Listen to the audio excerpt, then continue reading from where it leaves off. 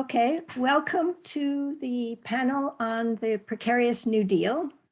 We're very happy to have a really interesting lineup of presenters here. We have Kaula Zainab and Sandhna Sanjay from IT for Change. We have Max Galin from the IDS, and we have Shan Patni from the University of Oxford, all of whom are looking at certain aspects of the ways in which the politics of relationships between the informal economy and the state and other actors shape the potential for an effective New Deal, or perhaps a less effective one, for precarious workers. Yesterday, we had a panel that looked at the financial dimensions and the ways in which financial factors, financial regulations, financialization and digitization shaped the possibilities of a new social contract. And today we're going to look more explicitly at the politics and may bring in dimensions from yesterday's paper that also picked up on political issues. So we're going to hear the papers in the order in which they've been listed. So we will be starting with Sandhna Sanjay and Kaula Zainab presenting to us on a new deal for digital age day labor.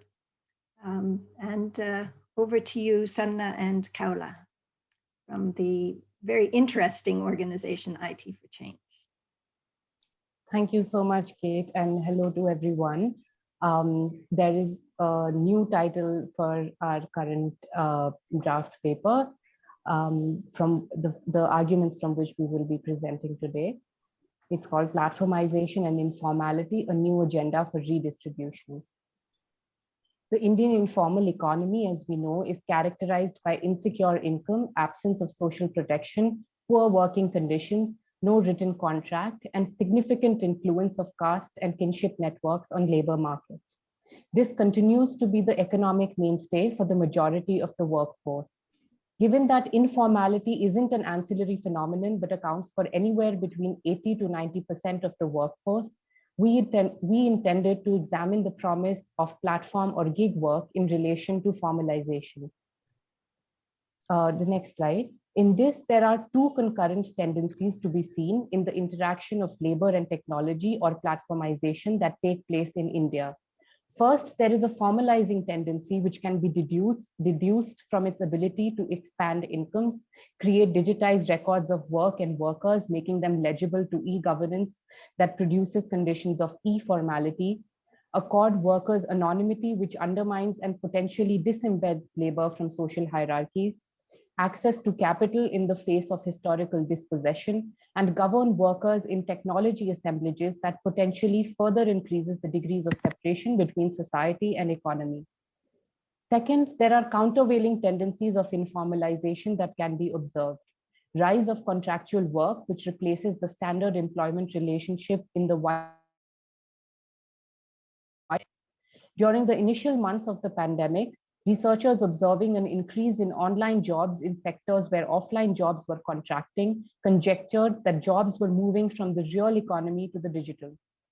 Overall, while technology adoption is prohibitively expensive for the informal economy, formal jobs are likely to shrink in the face of the servicification model, which fragments and then automates or contractualizes the production process.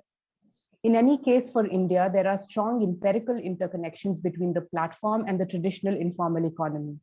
India's gig workforce has been observed as consisting largely of low-skilled workers, forming a direct interconnection.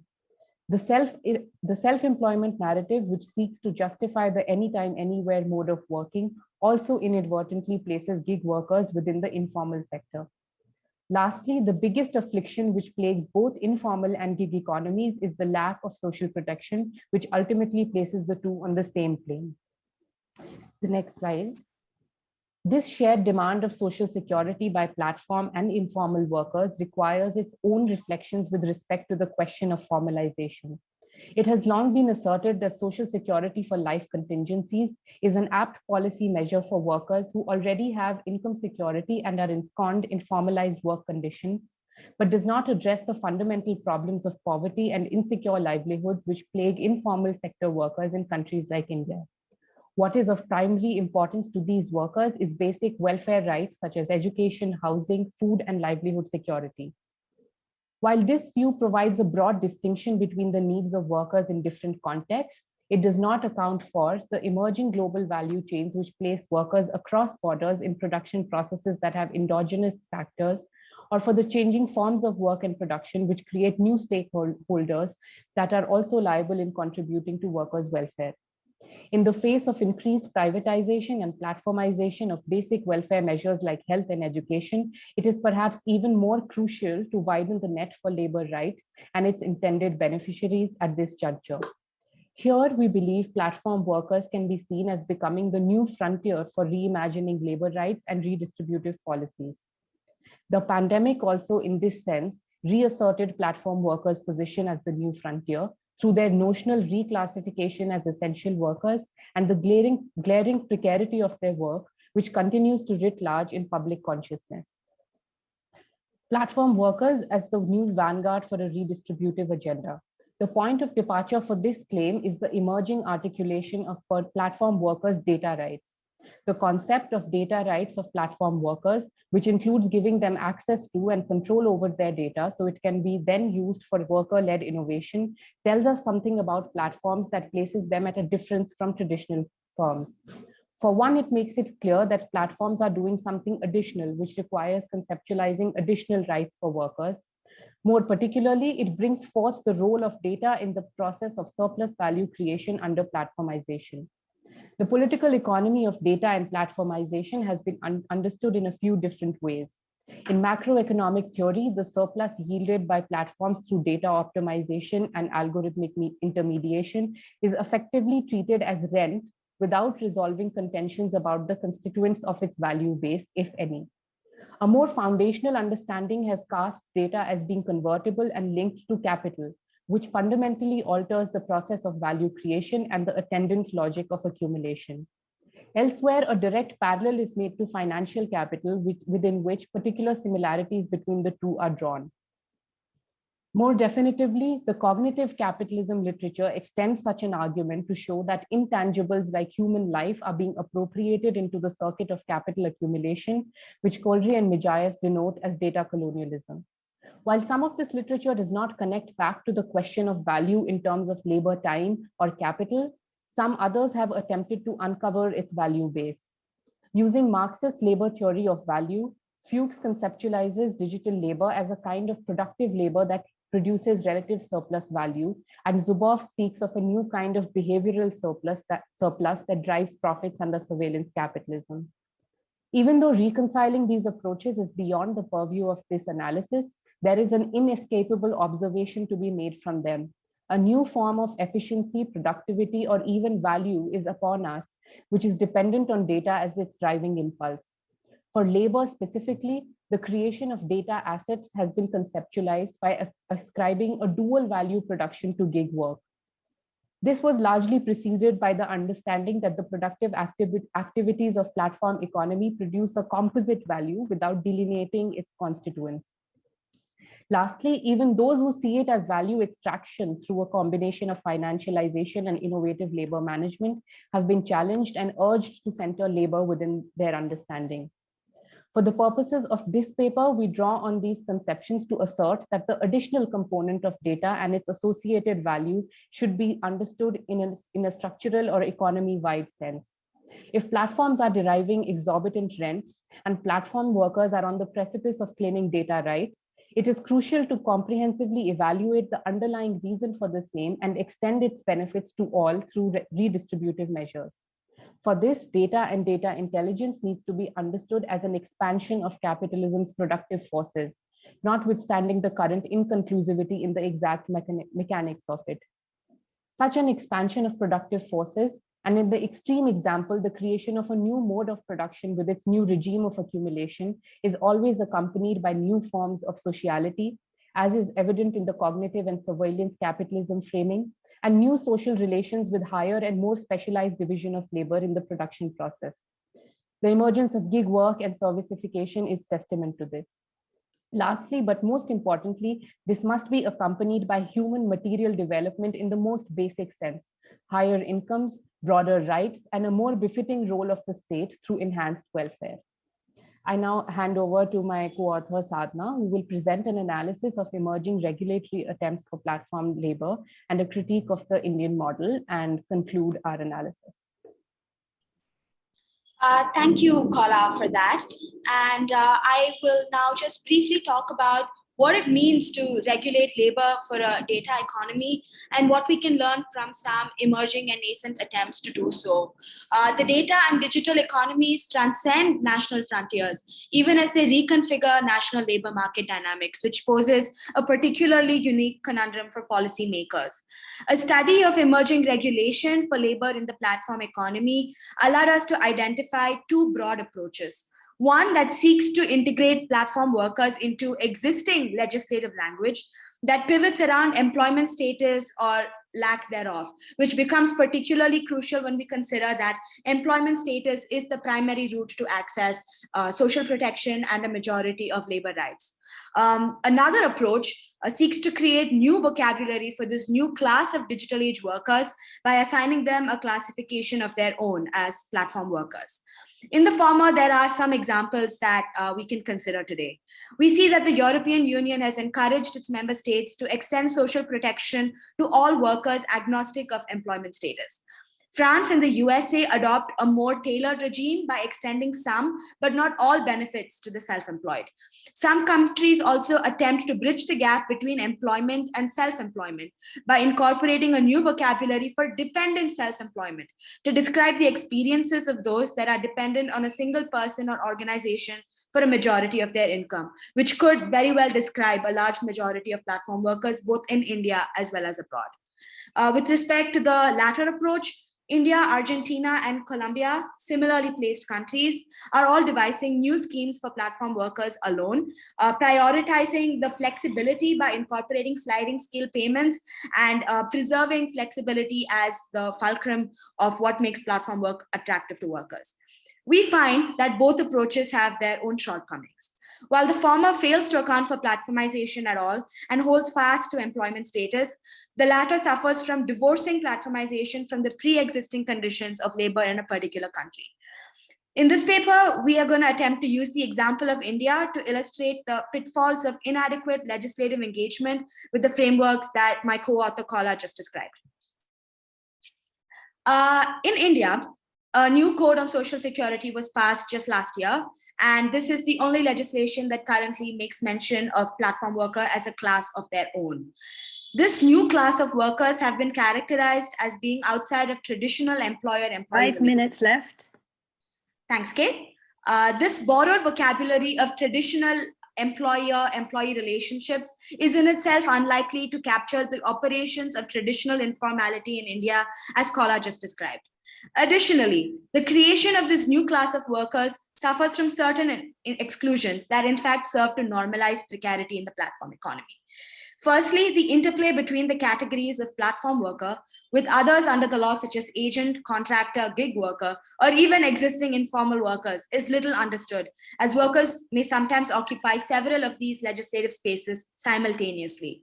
It also overlooks the maze of informal workers who service the platform value chain through subcontracting arrangements, but are not directly connected with work on any platform. This is especially common in India in the logistics sectors that services e-commerce and delivery. Lastly, this approach makes an error of seeing platformization as a self-contained phenomenon that operates in a sectoral silo, when in reality, platformization and digitalization proliferate across sectors and industries and are far from self-contained. Apart from a new category of workers, the law also imagines a new security system for platform workers, completely de-linked from existing social protection schemes and networks. Despite India's federal system, the power to frame any scheme for this new class of platform workers rests solely with the central government. This makes the scheme a bit ill-conceived for a few reasons.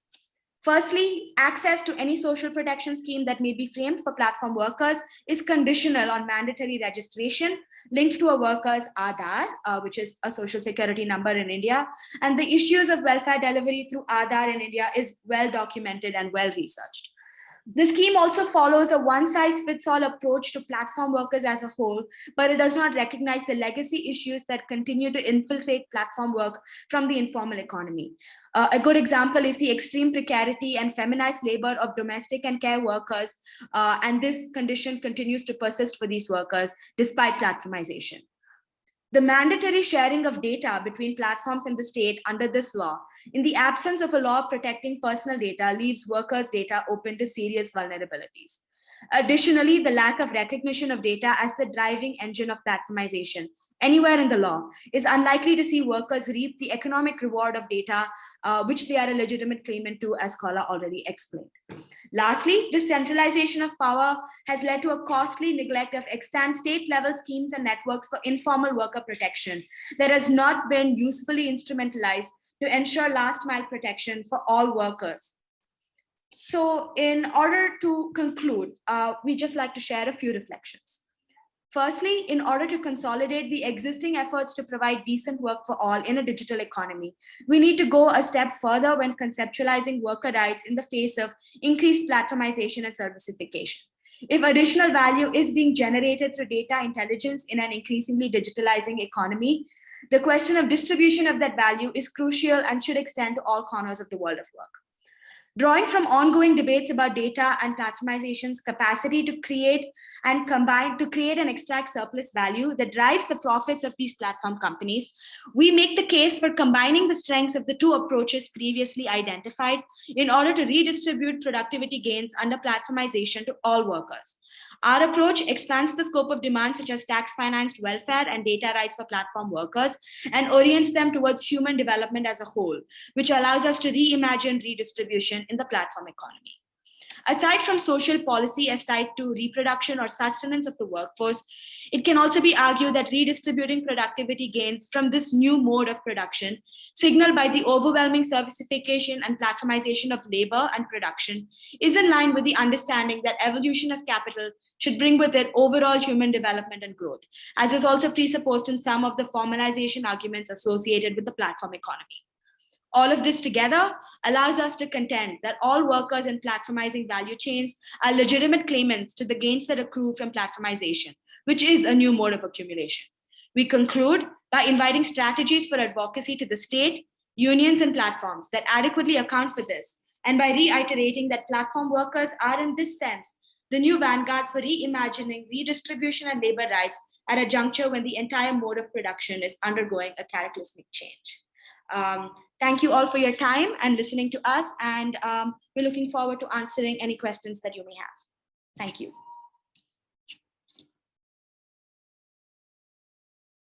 Kate, you're on mute. We're not able to hear you. Very sorry. Thank you very much, and thank you very much for a really rich presentation that managed to squeeze itself within the 15 minutes available. A lot to think about there. Any questions for clarification or specific to this, this presentation from the floor?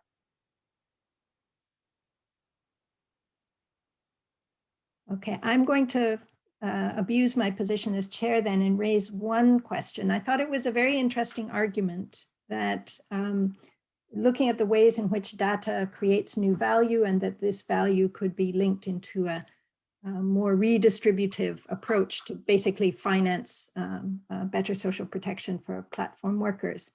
But I'm wondering if you've reflected also on the politics of this.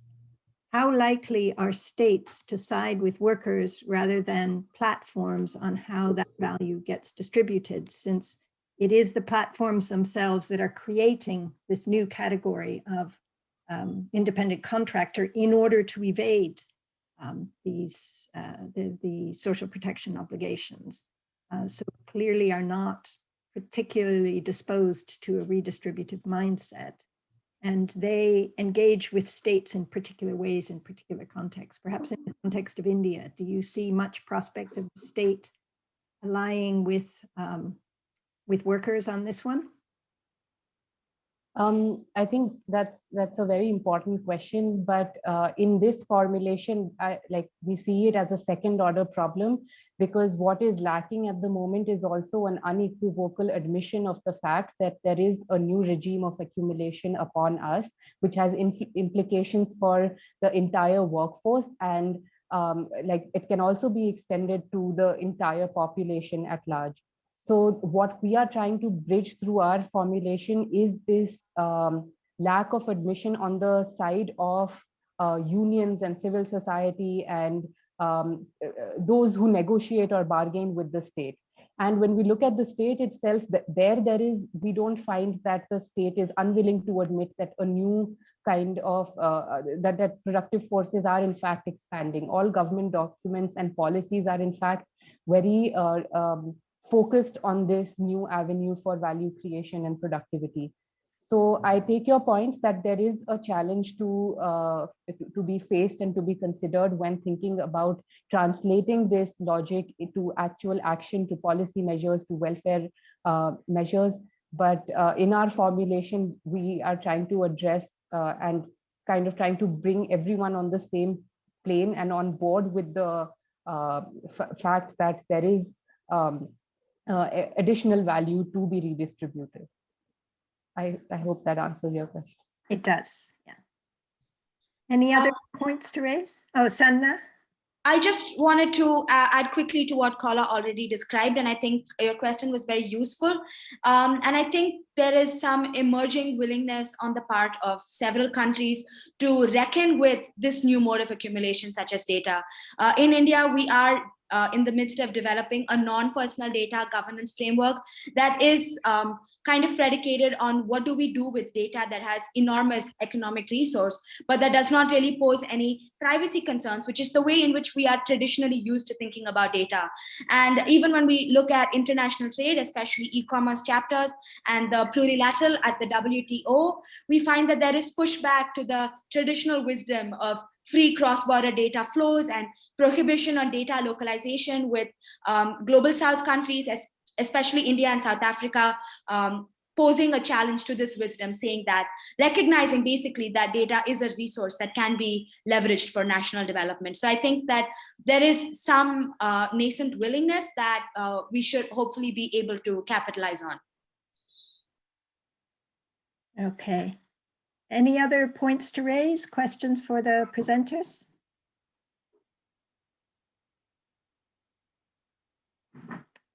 Chris Foster. Hi there. Yeah, thanks for a very interesting presentation. I just wanted to ask you about, you kind of identified the key change or the key kind of point of interest around kind of data and these new modes of value creation and capture.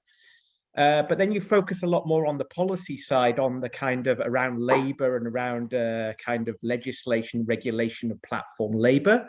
So I just wondered how these two things balance together and how you could, is your focus more on the labor side of things because the data kind of policy and the data regulation is more difficult to make, it's more cross-border, and platform is kind of something that is more tangible and easy to regulate? Or how do these two things kind of balance together? I was just kind of wondering how, when you're kind of identifying data as this key challenge, but then talking a lot more about the regulation of platform labor, how these things go together. Thanks. I think, like one way to answer this is that our point of entry, as we also say in the paper, is when we think about the conceptualization of data rights for platform workers. And we recognize that that is also at a very nascent stage, but there is some articulation of that. And we start from there and think about what is the implication for having an additional right for platform workers that is over and above the existing list of labor rights as we know them. And that kind of leads us to this realization that there is actually something bigger and wider happening in production and in like the global economy. At that scale. So for the purpose of this paper, I would say that was our entry point, which led us to a much wider analysis.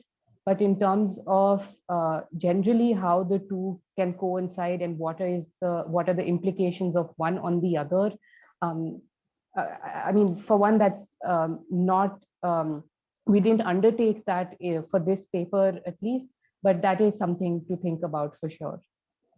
And that does kind of also come in different places in our analysis, but not, it doesn't wholeheartedly kind of address that question.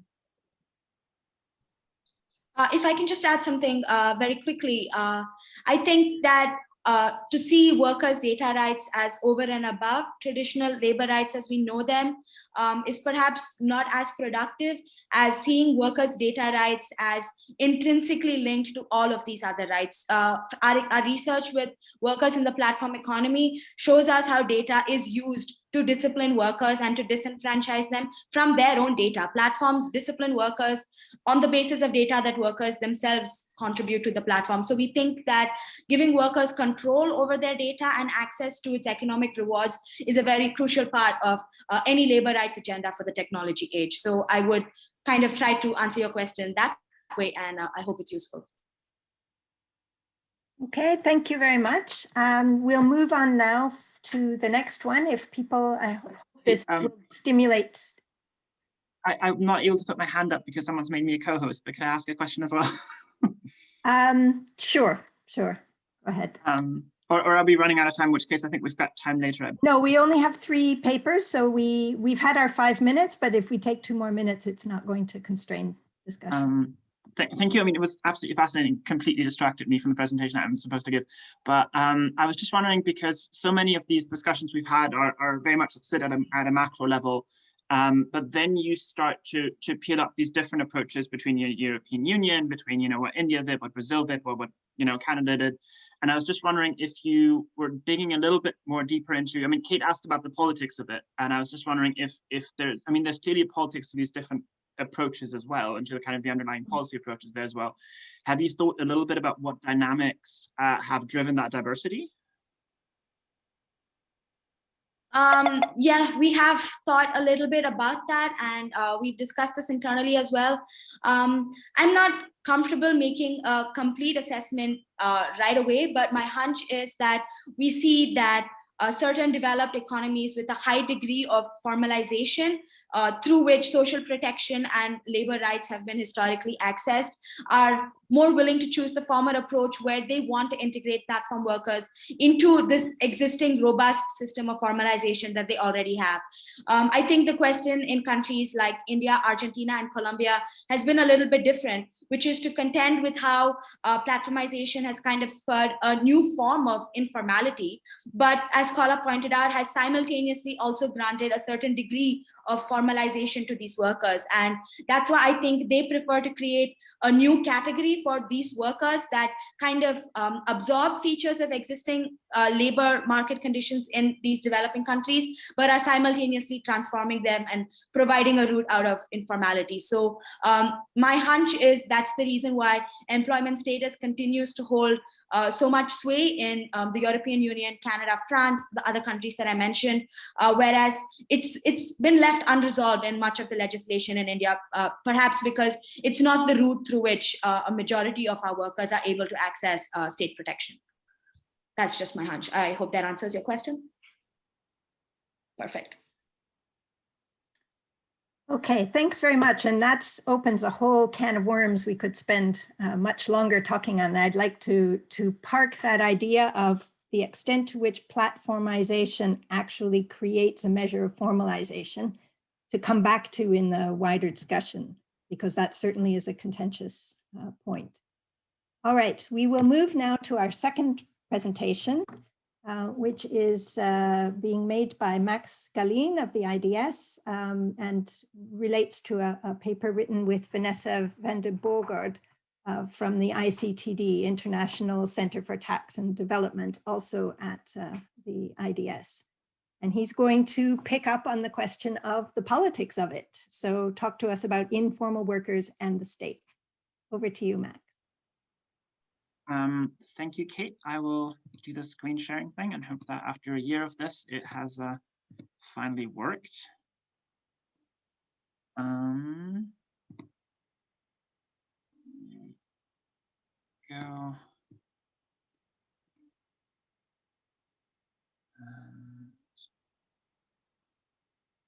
Has that worked? Yep. Okay, fantastic. Thank you very much, Kate. Yeah, after yesterday and this morning, just really excited to be on this panel, partly because this paper that this is based on was built on a frustration with people that are not on this panel. It was very much kind of it, and this might come out a little bit, it speaks about like kind of a more traditional political science approach to the pandemic and the fact that kind of informality and the state is left out of that and trying to write that back into that. So being in a panel where everybody's writing that back into that, it's been really, really positive.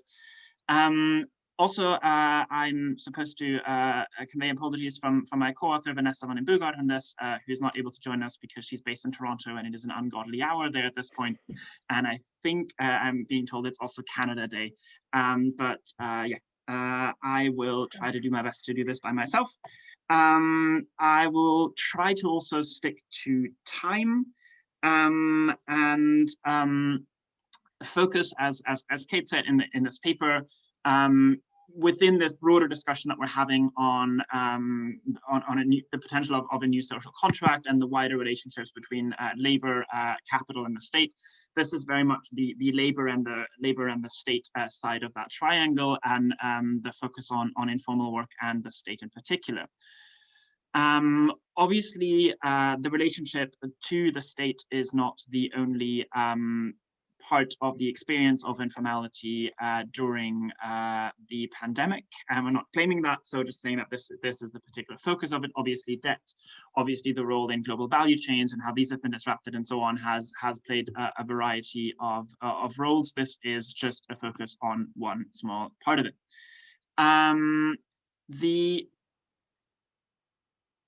key kind of, again, frustration that kind of brought this to part is this kind of rediscovery of state capacity in the political science discourse in the past year, as we've seen the kind of emergence of large comparative projects, and, you know, how well have states handled COVID, that make use of these large quantitative policy measures that, you know, rate the strictness of lockdowns from 1 to 10 and so on, and really seem to operate at a very, very high macro level, despite the fact that the real dynamics of the engagement between these states and the most vulnerable communities affected by this pandemic really play out at a very different level from that.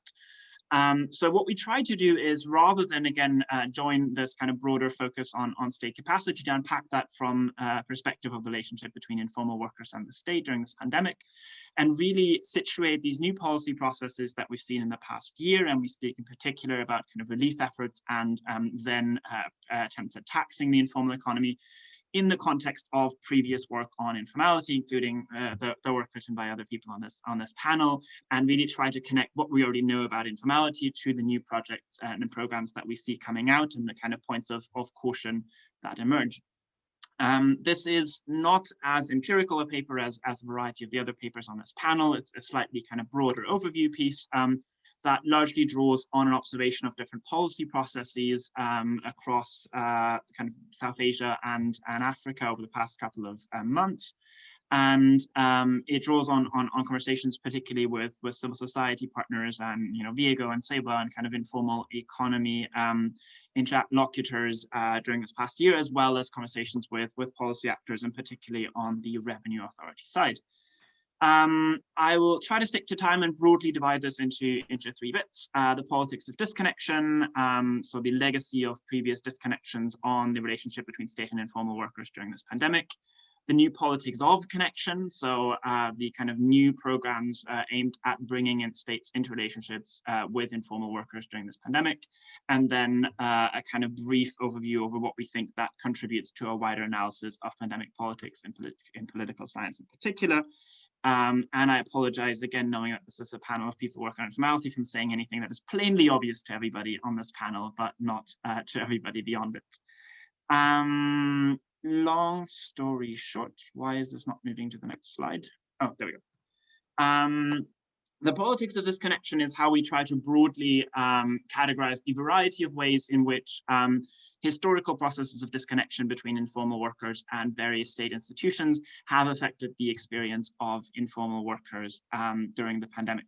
The most obvious one that's been highlighted by a lot of people who've written on this in the past year has, of course, been access to healthcare and access to various forms of state support and state infrastructure during this pandemic. Including in a context where people had to self-isolate or where commercial centers and access to those was limited. We think it's important to broaden that beyond, you know, and I think we think previous scholarship on informality helps us to broaden that beyond, you know, do you legally have access to that, and towards what is your relationship with these institutions and why might you distrust them, why do you feel like you don't have access to that, or why might you experience struggle in negotiating a relationship with those, you know, also depending on immigration status and so on, beyond your sheer legal entitlement of it. And obviously beyond healthcare, that's expanded to a wider set of social protection and social support services. We've talked a little bit about the particular types of financial support that people had access to yesterday. In this paper, we also think a little about the type of financial supports that people have not had access to. But all of this kind of reinforces the wider observation that this pandemic has deepened pre-existing inequalities through doubling down on pre-existing points of disconnection. And this particular has been, I think, particularly visible if we look at the forms of crisis relief that states have rolled out over the past year, as especially what we think is kind of the first half of pandemic politics.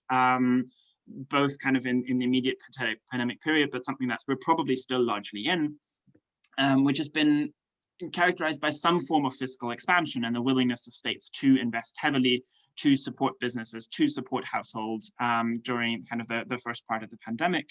And that a lot of these relief efforts, partly as a result of the fact that they had to roll out very, very quickly, were drawn very, very heavily on previously established intersections with firms and households. So support to firms was very, very largely based on pre-existing intersections with firms, you know, such as countries were rolling out relief programs to small and medium enterprises based on lists of small and medium enterprises that already existed, to which obviously informal workers typically were not signed up for. The same with particular types of household registries and neighborhood registries that were receiving support. And again, previous inequalities in terms of who was and who wasn't signed up to those were exacerbated through that. That being said, that is kind of, I think, the part of the story that's a little bit more expected and a little bit more, you know, something I wouldn't have to talk too much about to this panel. So what we think was kind of the interesting part that then came from that was the attempts by state in this very, very short period to build up new connections with people in informal economies, to partly rectify and partly recognize these previous disconnections. And we think the key point to highlight here is that there are different crisis contexts in the past year that have shaped how these new connections have been developed. And you know, as is the habit of institutions, we think that the initial context in which they've been established will likely have a medium to long-term impact, whether or not that was intended in that way. And two kind of dynamics here seem relatively crucial in driving some heterogeneity between different cases that we can look at.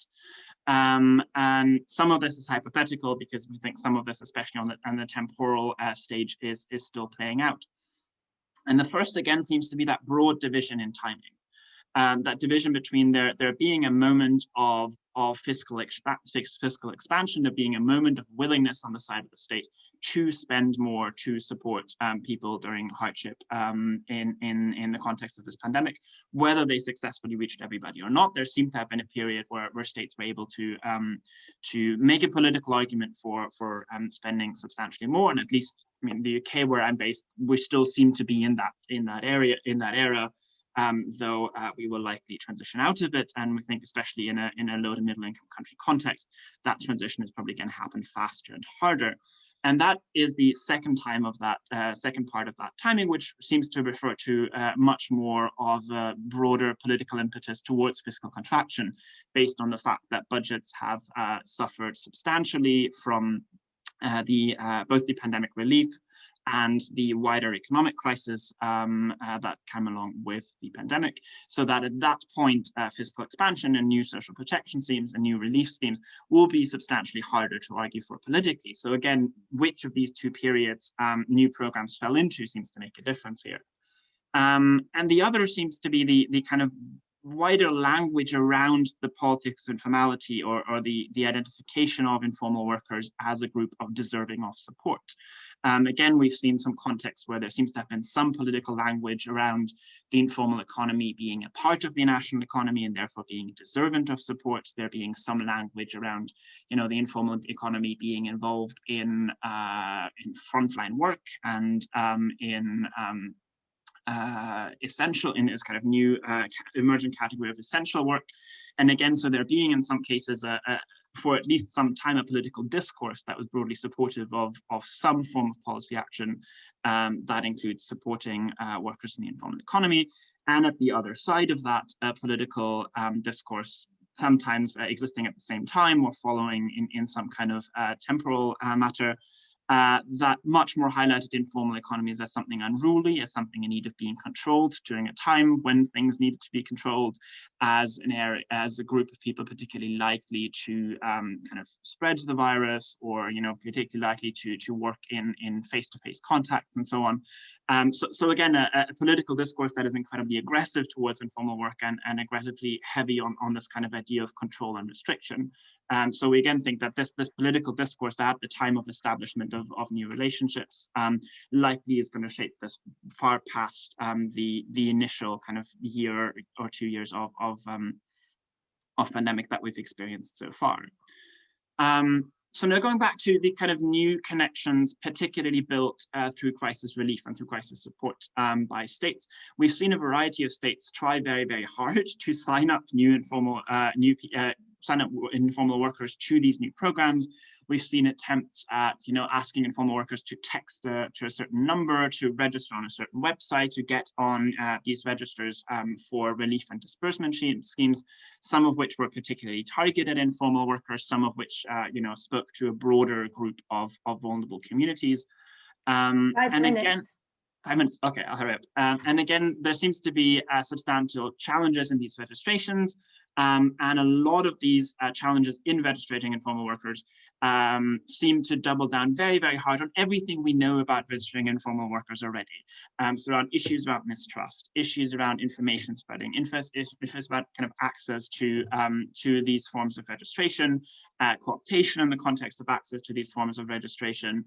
So a lot of the kind of issues that we already know about the relationships between informal workers and states and registration seem to come up here again. It seems to have led to the fact that, again, a lot of people who this wasn't designed for did not know about this opportunity, did not take advantage of this opportunity, or if they tried to take this advantage of this opportunity, were not able to do so. So a lot of the old stories about exclusion seems to have come back here. And then the other side of that new connection, likely also to fall in the sort of second part of these kind of two time periods, are less concerned with crisis relief and then much more concerned with control and taxation. So I've kind of mentioned control a second ago up there, and this kind of issue of the informal economy is something unruly. So we've seen markets close down. We've seen a lot more political narrative around kind of controlling informal work. But the bit that we're increasingly seeing from people we work with and in countries we work with that we're extremely concerned about is an increasing narrative about taxing informality again, which obviously has been around for a while, and it's been a kind of favorite policy talking points in certain areas, this idea of expanding the tax net, taxing the informal economy. This kind of mischaracterization of taxing the informal economy as a missing gold mine. But it seems to come in a lot more again in this new period of fiscal contraction that we are entering. And I mean, we could do a whole other presentation on the risks and the problems and the challenges with taxing informality. But again, if there's one thing we've learned from the literature on informality so far, is that this is usually an extremely problematic process. And the fact that this seems to come up again exactly at that point where states are seeking to build new relationships with informal workers seems to be an incredibly ominous sign about these new politics of connection. And another thing to point out there is that these connections don't necessarily just work one way. So we do seem to have cases already, and Jamaica is one of them, where the registration of informal workers to relief schemes is now being used to register them for taxation schemes. So where this kind of new kind of institutions of connections built during kind of one impetus is being transformed into a very, very different relationship. And I will try to hurry up and just kind of bring that back a little bit in what that says about the wider pandemic politics and how kind of previous literature of formality can speak to that. And again, it really seems to be a very, very strong argument for complicating this rediscovery of state capacity. State capacity, while kind of again being an incredible focal point in political science again in the past year, needs to be complicated by looking at who states are actually trying to engage with and going beyond the rolling out of these programs and looking at how they materialize on the kind of micro level where they really hit the people that they engage with. And here again, interestingly, these kind of previous dynamics of connection and disconnection, so histories of historical exclusion, historical relationships of marginalized groups, all of a sudden seem to play a really, really central role in what we broadly conceptualize as state capacity, which is typically not spoken of in this term, but we do think there might be a useful opening here of bringing discussions about the relationship between states and informal workers into broader discussions about state capacity. At the same time, 1 minute left. Okay, connections and intermediaries seem to play a role here. So again, non-state actors seem to all of a sudden come into these relationships with state capacity. We've seen NGOs such as SEWA in India play a very substantial role in connecting informal workers with these programs to the degree that they didn't have access previously, in organizing and spreading information, in pushing.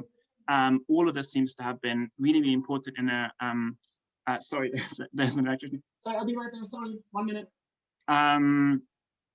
In kind of connecting groups to these programs. So again, widening the scope of how we think about state capacity seems to be really important here. We've heard a lot about financialization and non-state private actors yesterday, so I'm going to stop on that. But really, if I get 30 seconds, the kind of larger issue here seems to be that the old deals were still incredibly relevant in the kind of pandemic context. So if we talk about the kind of New Deal, figuring out that a lot of the institutions that are changing right now and the institutions that are being restructured right now are being affected very much by pre-existing poverty registers, connections with informal organizations, trust within informal communities to sign up to these things. So the long-term effects of old inclusion still seem to be very, very present. The fact that new institutions are being created that can be used in a different way and can flip in use, especially in a coming period of fiscal scarcity, seems to be incredibly important. And all of that, if we kind of put a negative spin on it, seems to be this old Leopard effect of everything needs to change so that everything can stay the same, leads to some skepticism about the kind of creation of new intersections, given that the old exclusions are still very, very present within these new intersections. And I hope I've somewhat stuck to time. So I'll end there. But again, thank you very much. Okay, thanks very much for a really interesting presentation that dovetails very well with the previous one in picking up on some of the interstitial elements. Any questions for Max with respect to particular clarification or direct question?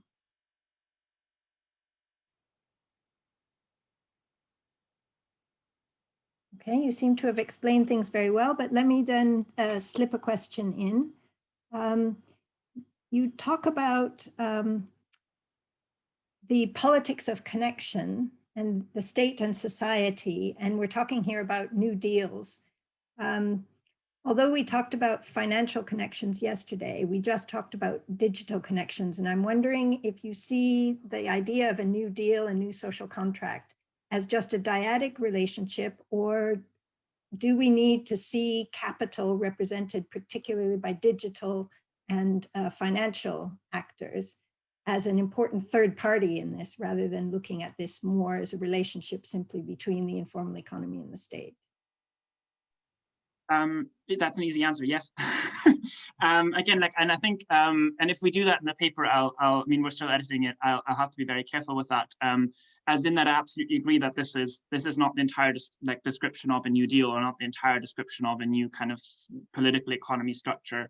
It is one element of that. It's the connection to the state element of that. And I think that both, as we talked about yesterday, kind of private sector actors, and it includes financialization, but it doesn't just include financialization, but capital more widely plays into that.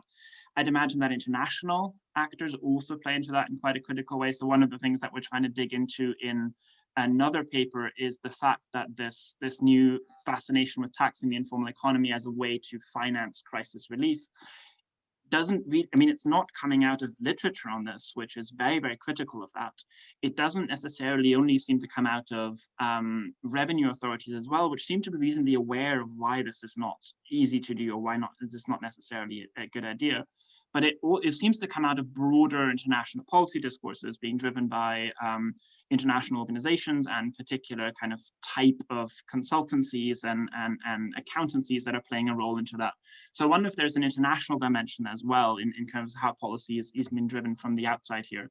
But in terms of the immediate question on whether this is an incomplete picture of the wider social contract, if we use the word, absolutely agreed that that is an incomplete picture, and we wouldn't dare to do more than that. Okay, it looks like Laura has a question as well. Laura, are you able to voice your question, or do you want me to read it?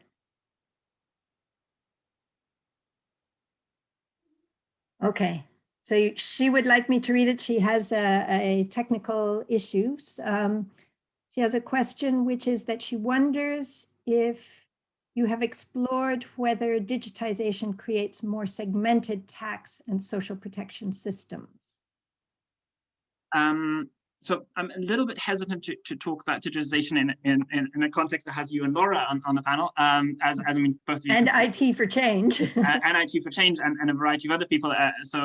I think everybody here can speak to this better than I can, so I'll keep it quick by saying that I think, especially in terms of new registrations of informal workers during the pandemic, digitization seems to play a very substantive role. I mean, we've seen it in Egypt, we've seen it in Morocco.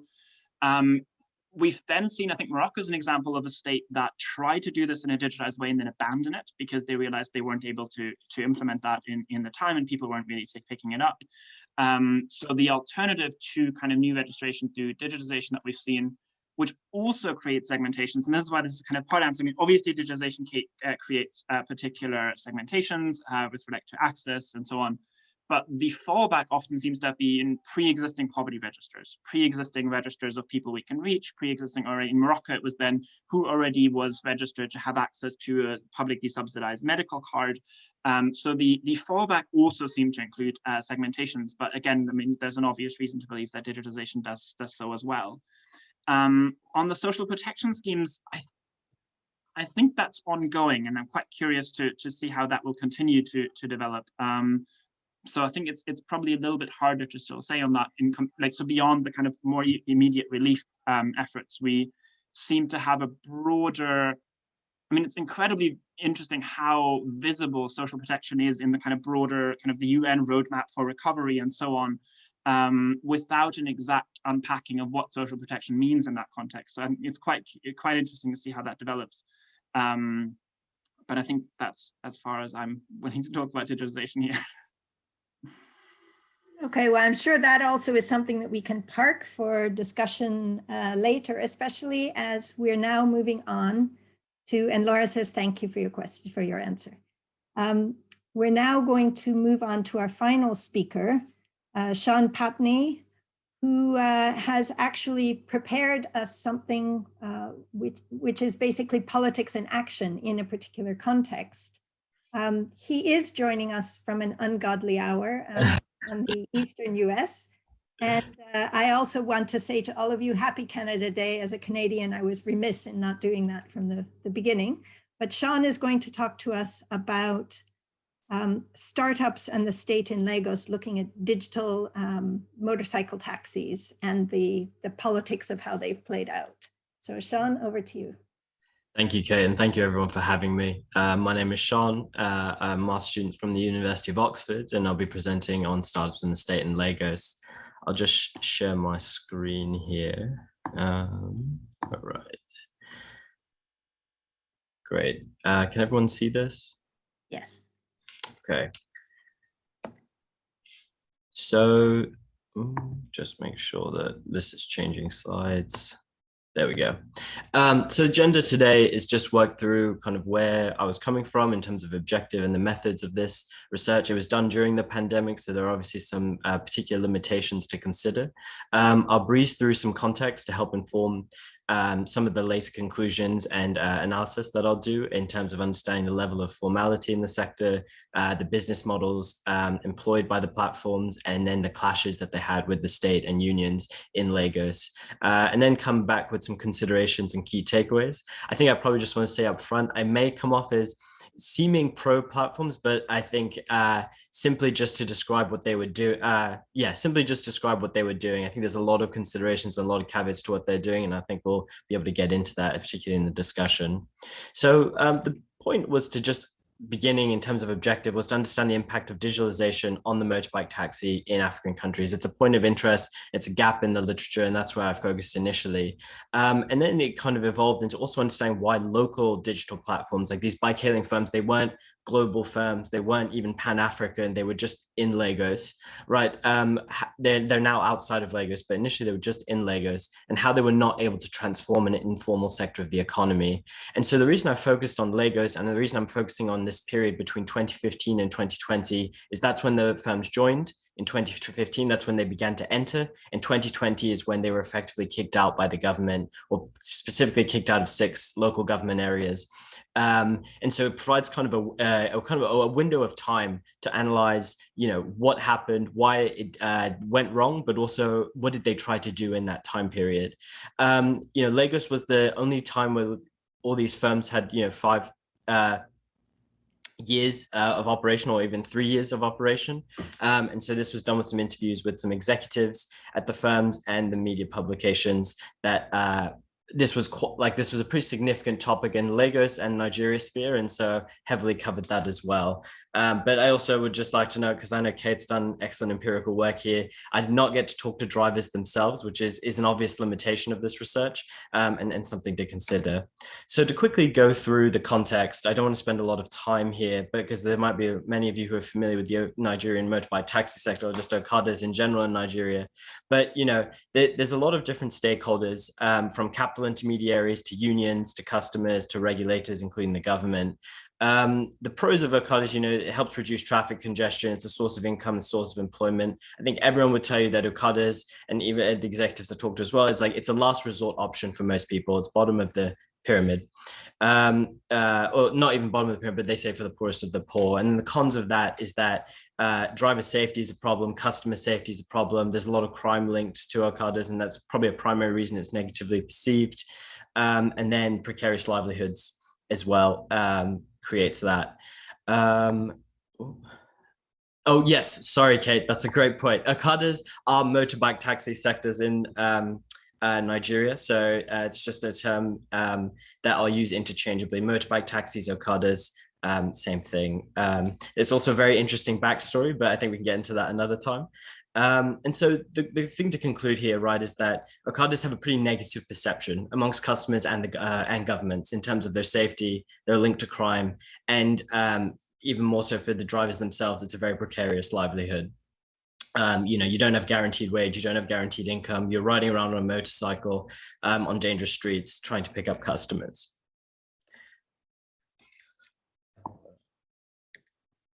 So I want to just provide a quick timeline as well, just to situate where we are.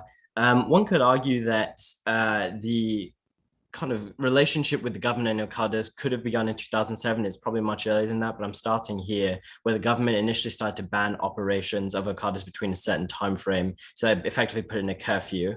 Again, linked to all the different cons that we've cited about Okadas.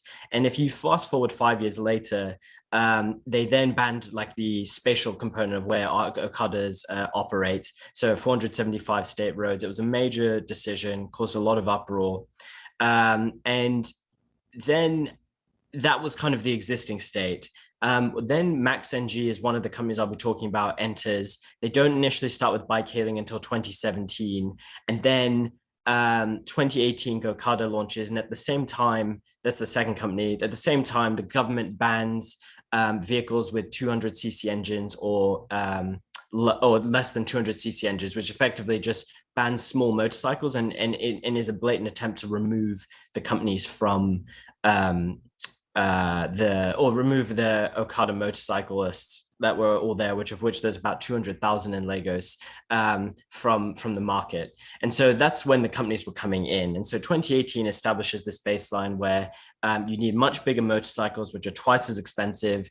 And really you need a large capital provider who can purchase those motorcycles, because an individual would struggle to do that. So we have 2017 entrance of the first company, 2018 entrance of the second company, and the third company, OPay or O-Ride in 2019. They show up like 6 months before the ban comes in 2020, and then shortly close after. So I won't really focus on them as much.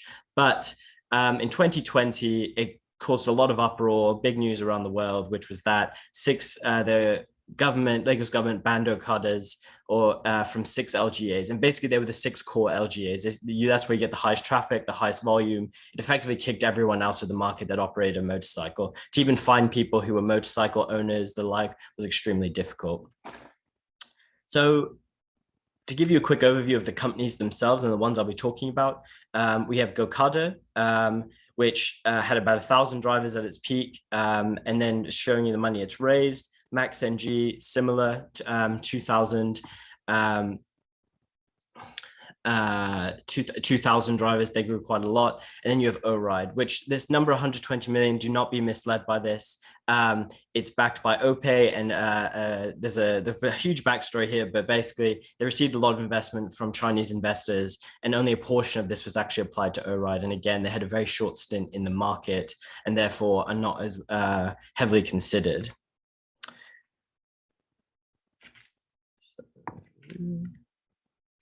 So I guess where I want to start first is, Kate and Jean-Luc have done some amazing work in terms of understanding how Uber has informalized a formal sector. And so I have this very simplistic diagram here just to simply explain my points. You go from these formal sector into then no fixed hours, no guaranteed wage, no organizing mechanism, no supply of capital, and having to pay your own variable costs. The Okada sector starts at this point. Right. And if in fact, it's the same points here, but they're arguably worse, right? You have more exploitative intermediaries. There's even less of a guaranteed wage. You're not using an app. You're just going around the streets. It can be particularly dangerous. You're at the whims of unions who charge you daily fees, and if you don't pay your fees, you're harassed or attacked. And there's a well-documented literature on this by Agaboba as well. And so what I'll kind of elaborate on is how the bike-hailing firms, to say they formalized the sector is the incorrect term, but they improved some conditions, right? So there was still no fixed hours, there was no guaranteed wage, there was no organizing mechanism. These individuals were still contractors, but they made a more transparent capital ownership series of capital ownership policies by providing clearer repayment plans, clearer terms of contract, made sure drivers understood what they were getting into, and the payment terms were about 12 to 18 months or so. And they were either connected with banks or the companies themselves financed it. And so you have this situation where these Okada drivers went from having to go to exploitative lenders or loan sharks, to get that money to having a more transparent situation. The other thing, and I'll elaborate this on, they didn't pay the full variable costs. So safety equipment was provided, vehicle maintenance, insurance. These bike-hailing firms were bringing in a lot of these different pieces that, a lot of Okada drivers didn't have before. I think a second piece, and again, let's not beat around the bush, these individuals that were working for the companies were contractors. But a thing that these companies added as a draw to attract these drivers was to refer to them and to add more pride to the job, because there's a lot of, anyone who knows Okadas in Lagos or Nigeria, knows that it's negatively perceived and often looked down upon. And so these drivers were referred to as champions and pilots. They're bright fluorescent vests, as you can see here. This is a GoCardo. marketing picture. And, you know, they're putting a social media campaign highlighting their drivers. So as you can see, there was an element of like they were improving the physical conditions, but there was also this social condition piece. And I think I think we tend to focus on the income and the material pieces, but there's an element here to consider as well, which is just the dignity piece. And bike-hailing firms, you know, they didn't do this at the goodness of their heart. They knew that this was a good marketing and a good way to attract drivers as well. So I just wanted to provide, it's a simplistic thing again of formal, informal, but to just show how the bike-hailing firms came in and where the Okada sector was actually starting. And perhaps the main point I want to focus on this and in relation to this panel is the business models of the platform workers. I think, you know, Gina Luca's works was focused on East Africa, and there's bike-hailing firms in East Africa as well, but they focus specifically on, there's East African firms, they focused on taking still a percentage of the fare, right, that customers pay drivers. The business model in Lagos and from these firms was not to take a percentage of the fare. Their incentive was built around the workers themselves. So it shifts a lot of the business incentives and a lot of the incentives to focusing on the driver and improving the driver's conditions rather than squeezing the driver. They still squeeze the driver in some ways, but I think this quote from the Gokada CEO here in an interview with Tech Cabal is really instructive of what they were trying to do. And so now I'm going to put a rather probably too much text on this table, but to kind of give you an idea of how these companies constructed their business model. So like I said, they provided vehicle ownership, insurance, vehicle maintenance, etc., but they didn't do it for free. So they took two different approaches that are not new by any means. So Gokada charged a daily fixed fee, which was $11 a day, which is actually pretty significant given that most Okada drivers earned between 9 and 13. The argument from Gokada was that, and what the executive defended was that they charge much higher prices to compensate for that high fee they charge. But in return, drivers get, you know, vehicle maintenance, insurance, and vehicle ownership. So a portion of that $11 went towards owning that vehicle, and Gokada claimed that between 12 to 18 months that vehicle was repaid based on the earnings of the driver. The other thing is the access to the platform itself to get guaranteed rides from customers. And MaxNG took a similar approach. You had to pay an access fee to be able to reach customers, and in turn that compensated you for vehicle maintenance and accident insurance. And then for vehicle ownership, I think I remember this from Gina Luca's presentation yesterday, you know, they charged a fee for connecting drivers to banks, or they provided a direct loan themselves. And the offer to banks was that MaxNG would be the one that would control the repayment plan. So in that sense, the bank simply just had to provide the money, and the vehicle ownership would be, or the repayment plan would be managed by MaxNG. And, you know, all the motorcycles were tracked and the drivers were tracked as well. Interestingly, they also provided smartphones. Gokada no longer does this because since they were having high turnover, they were having trouble getting the smartphones back, but MaxNG still loans out smartphones. And the out-of-pocket costs were fuel and mobile data.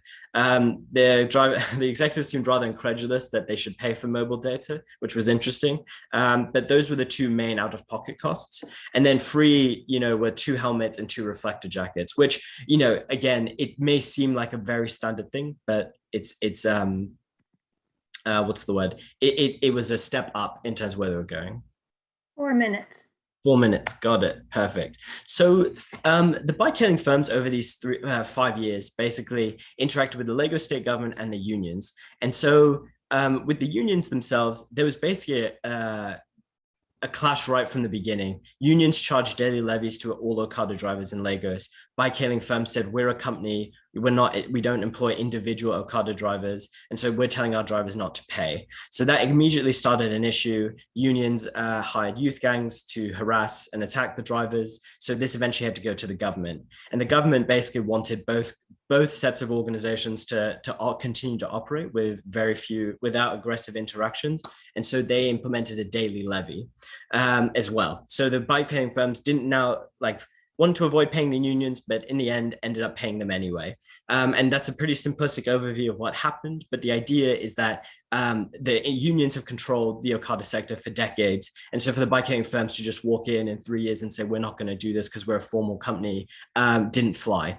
The second thing that I want to interest in, just want to expand upon, is the relationship with the state, Lagos state government. It actually began from a point of cooperation. There was actually really positive interactions from both sides, and both sides wanted a successful outcome. But at the end of the day, what happened was that the Lagos state government, as you saw in that timeline, really does not like Okadas. This is a very specific Lagos thing where, you know, they did not want them there in the first place, and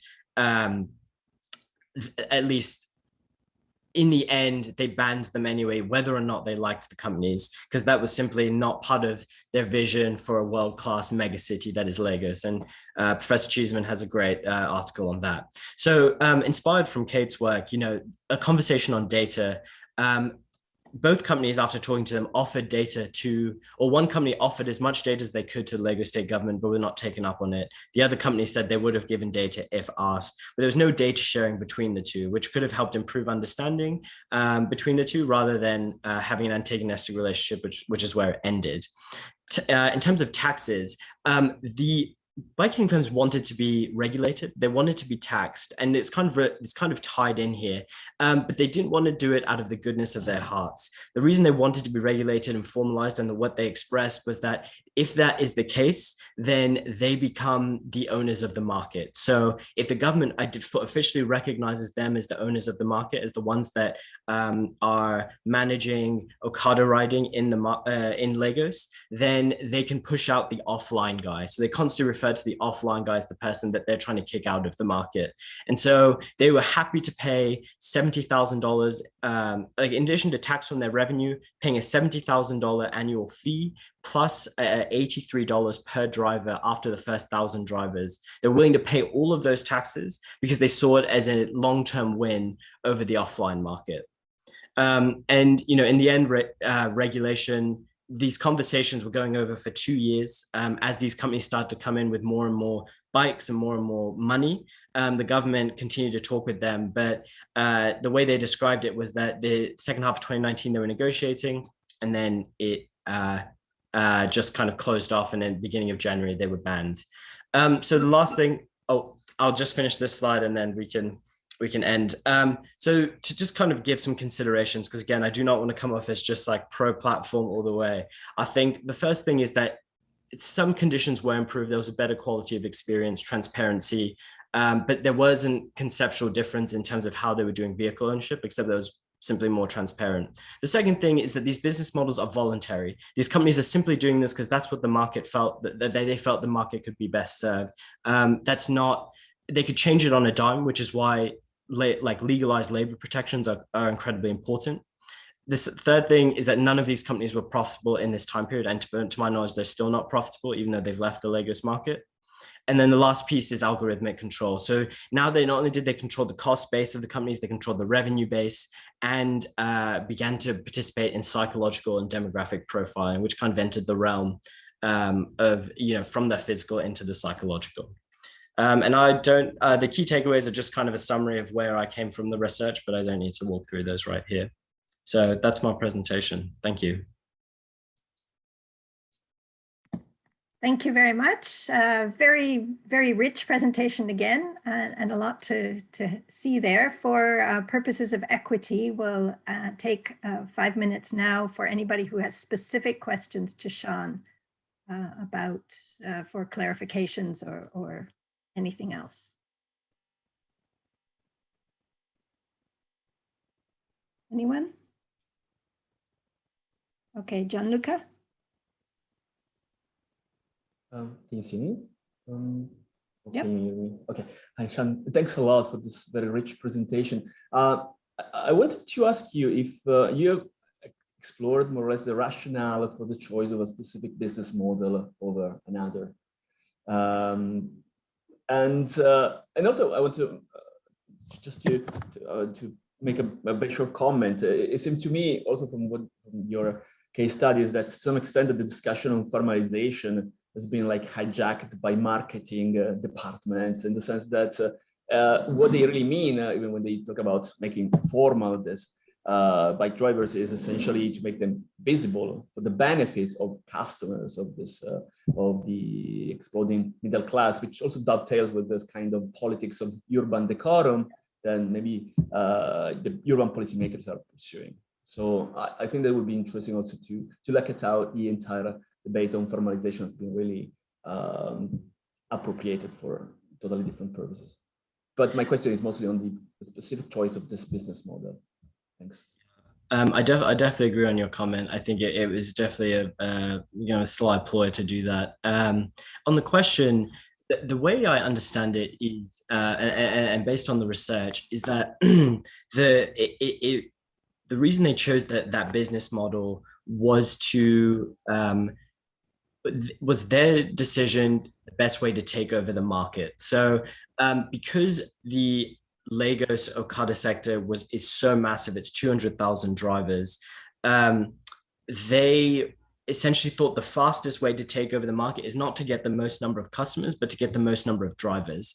Because if you control the number of drivers, then you control the market rather than controlling the customers. So they built a business model around the drivers because they knew there were conditions that were poor. And so that they provided it in that context, they could scale, like they could take in as many drivers as they want, and basically build the network that way. And I think, in a conversation with them, they said themselves, they were like, when they asked how they competed with each other, they were at pains to say, we don't compete with, like, our companies don't compete with each other. We're simply going after the offline guy. And so that they had a very supply-centric model, basically, at the end of the day. And that was their decision. They might change this. Again, I think it's a voluntary choice, but if huge customer demand comes out they find across Nigeria, then they might change it. Okay, Nikki Banks. Hi, thank you. That was really interesting. I was just wondering, you had the figure of $11 as the kind of monthly premium that they are able to improve their working conditions and insurance and pay off rental for the bike that they'll own at the end of it. And that was very high to the daily. Oh dear. Reached the end of the year and own that, or did many of them drop out before that year was reached? Yeah, so the executives were pretty coy on telling me how many actually reached vehicle ownership. My guess is, to be honest, I actually can't guess. That I don't know the number, but I also agree with you that how did they pay for everything? I think the idea is they used a bit of economies of scale. So for example, for vehicle maintenance, if they had 1,000 drivers on their platform, they had like 1 or 2 engine mechanics that just sat on at the headquarters where drivers brought in their bikes. And then again, with the insurance model, I think they took like a bundle basically from a company and managed to divvy it out that way. So I think, they said that they were doing all the safety and in vehicle maintenance, all this, but I think they had a pretty low cost base to start off with. So I think that's why that covered that. It was a centralized way of providing those services. So it didn't actually cost them that much money. And even the small fee from all of those drivers added up to enough to pay for it. I think the vehicle ownership is probably the trickiest piece. They claim it's 12 to 18 months. Each of these motorcycles were probably around $1,800. So they're pretty significant, but they claimed that, these drivers could make a significant amount of money on their platform. And I couldn't get the number out of them basically. And I was, it's probably a standing point that I still need to address. But the level of vehicle ownership, one of the things they were at pains to say is that, the incomes were higher than the offline. And based on my understanding, the revenue seemed about the same, but the cost was lower because, Okada drivers individually by themselves, when they were had to replace tire, they had to pay for replacing the tire. Whereas instead they were paying a daily fee where if they lost, anything went wrong with their motorcycle, they've already paid their fixed fee and their motorcycle was fixed. So that cost base went down, I think, which helped them rather than the revenue piece. Thank you for the question. Okay, one last question and then we'll throw open to everybody. Gerard? Thank you. Really fascinating presentation. I learned a lot. I just have two related questions about unions. The first was that you kind of referred to Gokada as formalizing the sector in comparison to Uber, which was informalizing a previously formalized sector.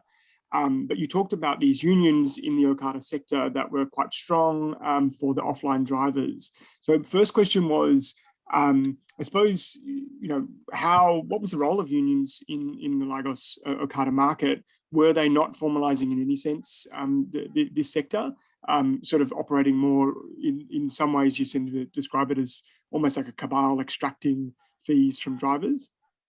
From riders. That's my first question. So, like, what were the role of unions in Lagos? The second is about sort of, I suppose, the context of this decision to ban Gokada, and whether, what role the unions played in sort of lobbying and pushing for that decision to shut down the platforms. Thanks. Yeah, definitely. And Kate, you're also very familiar with this sector in the market and in Lagos Union. So I don't want to take this question as well if you want to add as well. But I think with the unions, they were both. They were a formalizing force, and you could argue they were a cabal. I think it depends who you ask, basically. But they basically filled in the regulatory vacuum put in by the state. They provided no one was regulating it, so they stepped in, and these daily fees were considered operational costs that are. It's hard to say what those operational costs were, but it was, as everything in Lagos, you don't just have a right to just start a business and operate. There's always someone you have to pay. There's tax you have to pay, whether it's informal or formal, and that's a manifestation of that. I think, I'm always careful of saying the bike-hailing firms were a significant formalizing force, because you're right, the unions filled in a formalizing role in that way. In terms of the ban decision, unions were vehemently against it. I think the bike-hailing firms and unions fought a lot, but then they had a common interest in keeping this ban away, and so they kind of banded together. I think if the Lagos government had their way, they would have banned them like early 2019, but the pressure from the unions and the bike-hailing firms themselves, and the investor pressure that also came with that, and the kind of the public relations aspect, delayed them by a year, I would say. And so the unions were an advocate, and they always have been throughout every different ban and every restriction.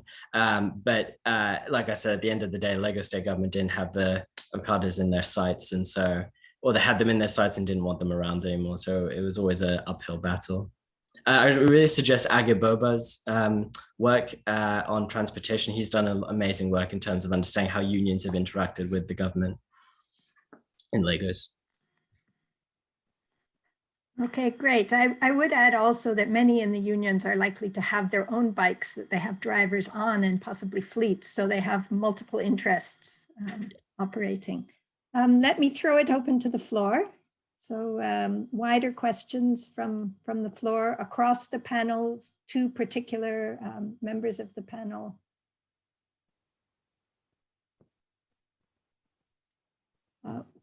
You're welcome also to put things in the chat. Okay. I will take the questions from the floor, and then we also have one from the chat, which I'll bring in as well.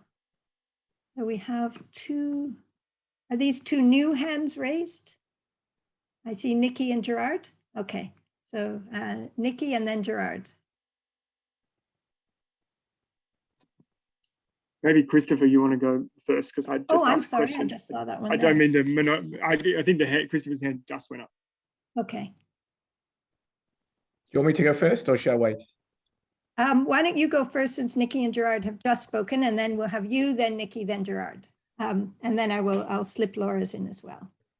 Yeah, no, I suppose it was just a general comment around, I mean, the first presentation used this kind of terminology of platformization, but it's very much linked to the third presentation as well. And it seems that platformization has some kind of general tendencies around change. At least that's what both the presentations are trying to say. At least I just wondered if there's variation amongst different types of platforms, and a bit more on you know, is there generic outcomes that come from these kinds of platformization and digitalization, or should we think a bit more broadly about the kind of broader dynamics and broader kind of business relationships and political relationships amongst different types of firms? So kind of digging in, I guess, a bit more into a bit more detail of specific firms and specific types of platforms, rather than kind of talking about it in terms of this more broader platformization. So that was just my kind of comment for discussion, really. That nothing more than that. Thanks. Okay, do any of our speakers want to come back on that? Kaula, Sandana, Sean? I'm happy to take this first. I think, Christopher, it's a great question. I think one I guess dichotomy that I noticed, to kind of add more specificity platformization, is online versus offline platforms. So, you know, these bike-hailing sectors, Uber would be considered offline platforms in that they deal with physical capital, but you have these online platforms, which Mark Graham's done a significant amount of work at the Internet Institute at Oxford. He's basically, it's focusing specifically on online labor, such as, you know, developers that are operating, you know, in India and working for customers across the world, or you know, you have marketing or call centers or different things like that that are considered online platforms that supersede local labor markets and operate in kind of a global labor pool, that are definitely, is like, it's basically its own set of literature compared to physical capital. But that's definitely one, but I'll open it up to the other panelists as well. Okay. Sandana, do you want to come in? No, not particularly, but just to add that I think that the online-offline dichotomy is a nice way of looking at platforms, because our research so far shows us that security needs as well as work experiences kind of differs quite dramatically between workers who work in offline platforms versus ones who work in online platforms, and their motivations of choosing a particular kind of platform work is also markedly different. So I think that that's a good way to approach any future phenomenons of platformization. Yeah. Okay, any other comments from the panel on that particular question? Anybody else want to come in? Okay, Nikki said she actually forgot to take her hand down, so we can go to Gerard, and then I'll bring in Laura's question coming in from the chat.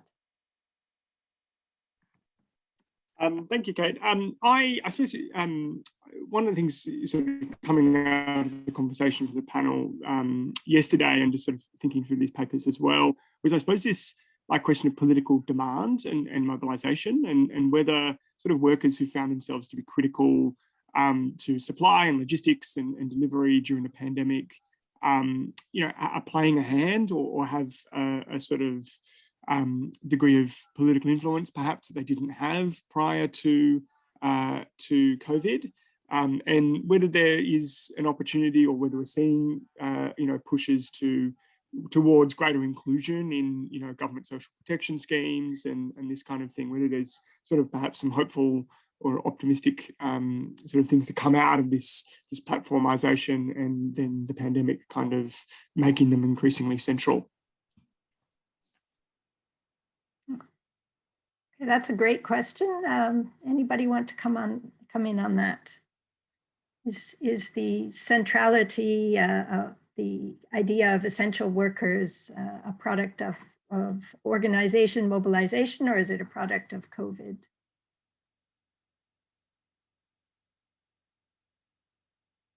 Max? I mean, I'll speak less to the platform aspect of it, but maybe while everybody else is putting their comments together. I mean, I think it's certainly been a talking point more and more, right? Like, you see more and more it coming up, both in the context of organization within the informal economy, that, you know, hope that, you know, this moment of, being recognized in some cases as essential might be able to, you know, be the ground for some political clout. Obviously, every time we talk about new connections, we run into this whole literature that says new connections, new extraction means new relationship with the government, means, you know, potentially, you know, calls for accountability and all that kind of stuff. I think there's two reasons to be really, really worried and skeptical there. One is everything we know, I'm thinking of Lindell's work and all that kind of stuff, everything, and Kate's work, everything we know about the difficulties of organization within the informal economy and the difficulties of pushing within the informal economy is still there. I think the second, I have three worries now, actually. So I think the second is the fact that we've seen in many of the contexts that we work in, the COVID period also coinciding with real pressure against civil society organizations. And don't need to mention India in this context, where this has also affected, you know, large informal sector actors as well. So I think that in many contexts, and India is not the only case, in many contexts this might actually have become a more difficult environment to organize in. And I think the third thing that's really worrying to me is that I think this space is becoming aggressively crowded. So I think the number of people who are currently trying to find the ears of policymakers of what, you know, COVID recovery looks like, of what these new arrangements look like. I think especially, and again, I think that's one of the reasons taxing the informal economy is coming up, because everybody's making sure that they're not the one being taxed to finance this. So I think the number of much better organized and much more powerful actors pushing in really aggressively right now is substantial. All of those are reasons I think to be a little bit worried on that, and be a little bit skeptical of the, you know, of the claims that there's an obvious political clout coming out of this without any additional kind of support needed. But yeah, that as a bit of fluff to give everybody else time to put their comments together. I think a really useful point. Vincent, are you coming in on the same issue or on a different matter?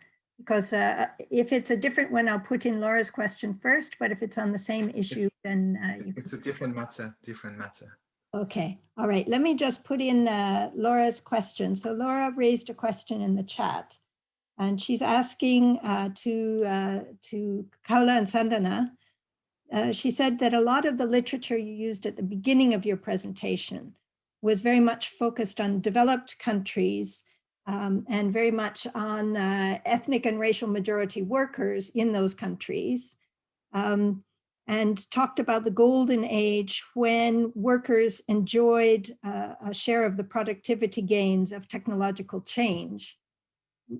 Thinking or theorizing from the perspective of India and of low and middle income countries, do you see any particular differences happening there, either in terms of who might be gaining the benefits of technical change relative to others, but also a challenging of the way that technical change is shared, et cetera? Do you see some differences in India from the literature you were using about this idea of the golden age when workers shared the benefits of technical change?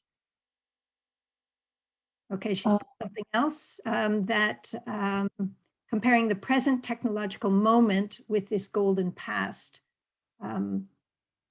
Do you see a process? And you did mention in India where there's a large sector of informality, a large share of informality. Over to you.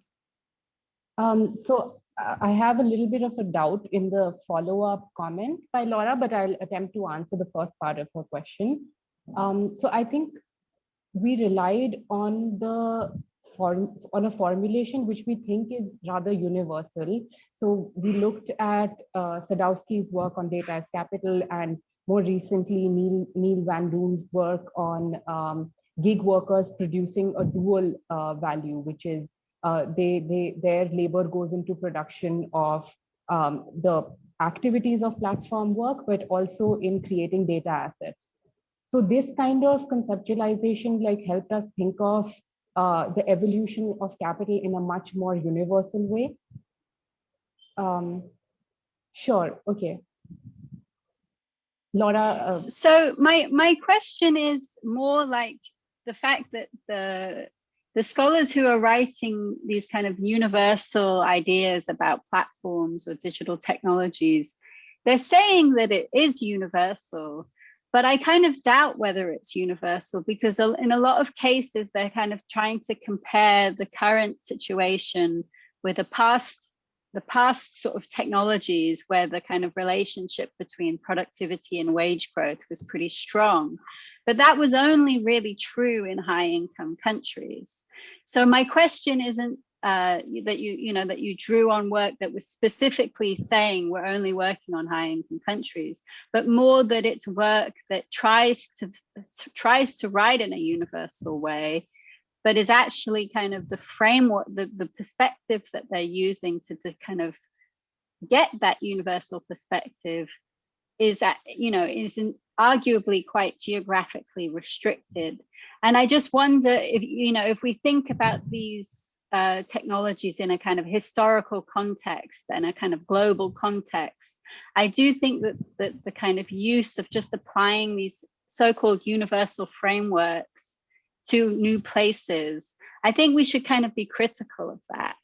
And I wonder if there are things in your research that not just the kind of sort of fitting in with what is written elsewhere, but is actually challenging and kind of unsettling that kind of universal generic features of this technology. I hope that kind of clarifies what I meant. I lost the last couple of seconds of what you said. I was getting a call and it muted the sound on Zoom. But I mean, if you're okay to repeat it, otherwise I can answer based on what I gathered from what you've already said.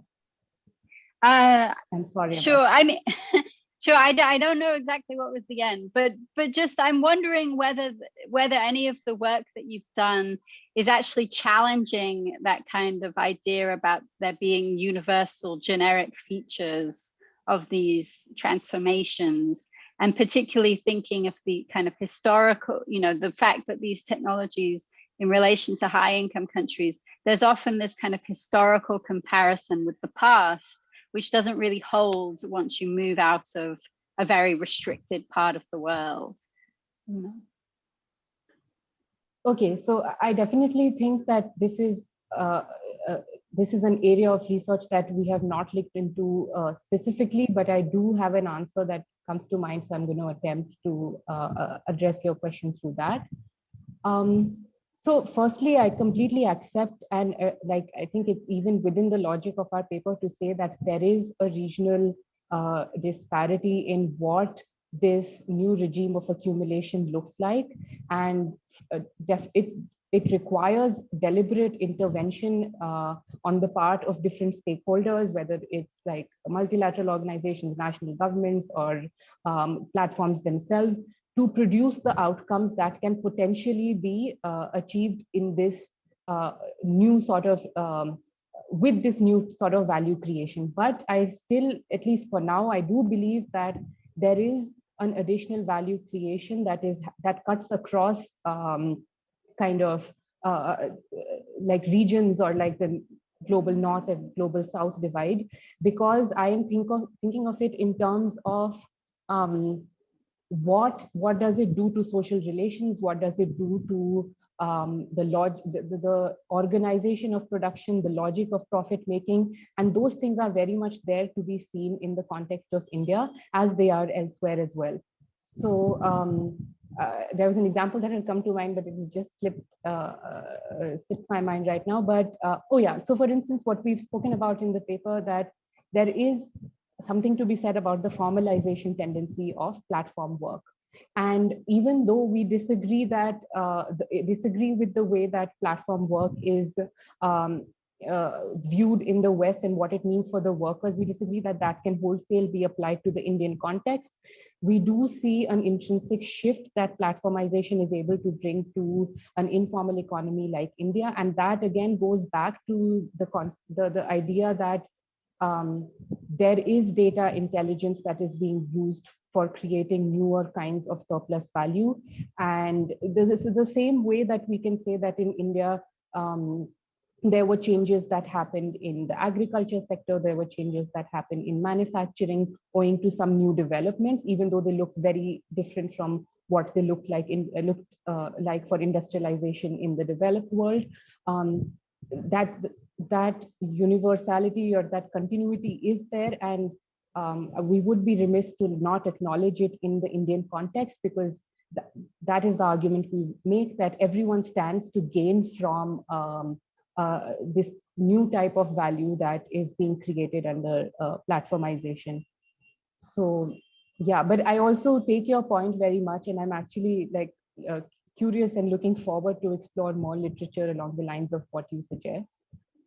But for now, I think this would be my piece.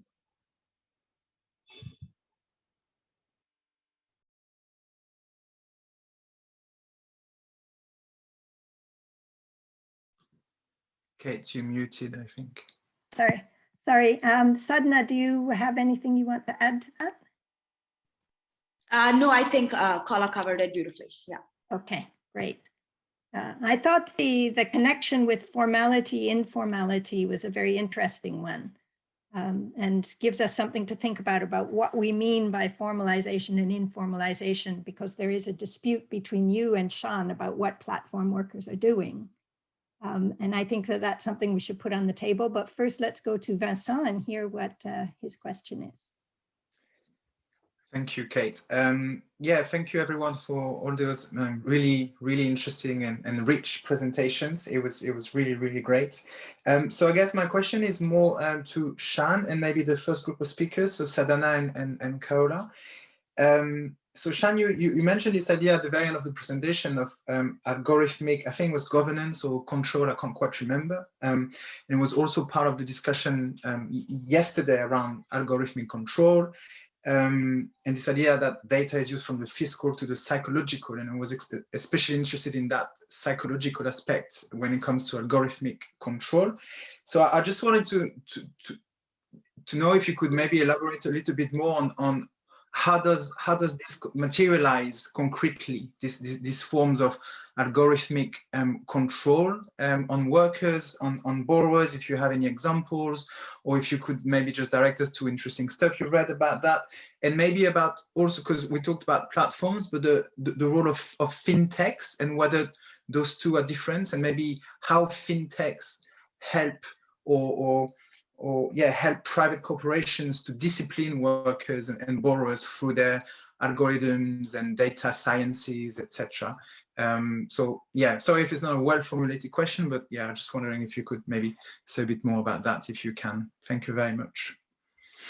No, thank you for the question. I do think it's exceptionally interesting because it's two sets of conversations that are happening at the same time, where there's actually a great interview with the CEO of MaxMG, who is actually talking about algorithmic control. He doesn't use that word, but he's talking about how it's the best thing ever, right? Because you can control all the data, you can control the workers, and you can extract more, right? But he talks about in the lens of tech and growing and scaling a company. And then you have this other side of the conversation, which you brought up, right, where essentially what they would do is they would put every driver that comes in, they put through a set of psychometric tests, which are personality tests, and then like decision-making tests. And essentially what they try to do is they've profiled all of the drivers that they believe are successful, which they define as being able to pay their vehicle on time, higher earnings, and good safety record. And then what they essentially are trying to create is like the perfect driver, or find the perfect driver, so that they can instantly put all of your results through an algorithm and determine whether, and grade you basically as to whether you are acceptable, whether you have the traits to be a successful driver. So that was the way they framed it. And then Gokada didn't do anything as nearly sophisticated, but they were like, you had initially when they said you had to be married, because they thought that was a good indication of you looking after the vehicle, because you cared for something more than yourself. And so they are trying to basically refine that to a point, because they don't have any other sources of information about individuals, to increase that control. And then just to add to the examples, so it's like they have this psychometric piece that they've taken in. They control your revenue, obviously, through customers. They want to control your vehicle ownership. They want to control your access to your insurance and your vehicle maintenance and your safety record. And then, you start to build a credit score. They want to then provide different financial products like the fintechs you described can provide.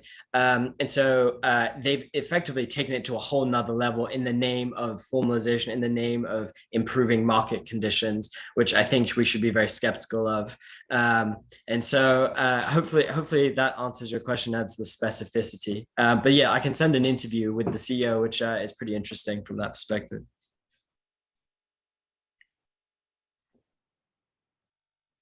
Okay, Kaula Sadna, you do want to come in since this was also posed to you? Just to say perhaps that I agree with Shan that algorithmic control has reached another level altogether. And what we've observed, at least from our work with platform workers in India, is that it results in a gamified work environment where workers are just trying to basically read something that is completely unknown to them and survive in a system that penalizes them both in their private and personal spaces as well, in addition to the workplace. So we think that algorithmic control also kind of blurs the amount of control that the platform exerts and kind of sees it infiltrating into a worker's personal life as well. And like we said before, we believe that data is the logic that drives these new forms of control, in addition to the new forms of accumulation like we described. So we think it's crucial that we center this in any labor rights agenda. Thank you very much. Okay, Max, do you want to come in on that at all? The ways in which the regulatory situation may be shifted. You've been looking at the politics and state regulation, but algorithmic regulation is intruding into these processes of relationship between formal and informal. You're okay? All right. Then I wanted to bring back the issue, two issues together, really, the issues of formalization and informalization. So I thought it was interesting that Shan suggested that the gig economy informalizes, while Kaula and Sadna were suggesting that it sort of formalizes because it makes the informal economy more legible, not only to the companies, but in some cases to the state. So thinking about what formalization is and whether these ideas of digital economy, financial inclusion, etc., do in fact formalize, I think is an important issue to start with. But the second one is then linking this to the idea of the new social contract and the extent to which arguments for social protection on this partially formalized or partially informalized group of workers, whether they're partially formalized through digital taxation or forms of taxation or through working on digital platforms. To what extent is social protection seeking to transform these informalizing elements or simply to stabilize it, to create a formalized or semi-formalized workforce that is legitimate to employ by large-scale capital? So previously, hiring informal workers is seen as a bit problematic. When GAP finds that informal workers or child labor in their value chain, that's a scandal. Since the latest World Development Report, or I guess it was the last but one, the 2020, finding capital connecting with informal workers is seen as a leg up. So to what extent is this idea of social protection actually seeking to legitimize the employment of informal workers by formal sector capital? So let me throw that open to the panel and to anybody else who wants to come in on it.